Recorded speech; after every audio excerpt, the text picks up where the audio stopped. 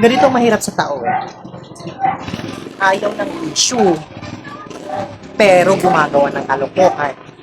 Alam nyo, pag may ginagawa ka talagang mali at napapansin nyo ng mga tao, unang-una yung mga pangangapit dyan, ganyan. So huwag nyo sabihin na hindi kayo i-issue. Wala kayong karapatan na gawin yun. Ang sarap kaya pag-usapan ng may buhay na may buhay. Kaya kung ikaw ayaw mo ng issue na masamang-masama, manahimik ka, umayos ka. Eh wala ikaw eh.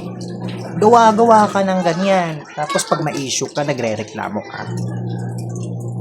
Hindi mo mapiplease ang tao. Talagang gagawan ka ng kwento sa maling ginawa mo. Kaya take it. Kagustuhan mo yan eh. Diba? Alam mo namang bawal. Pero ginusto mo pa rin.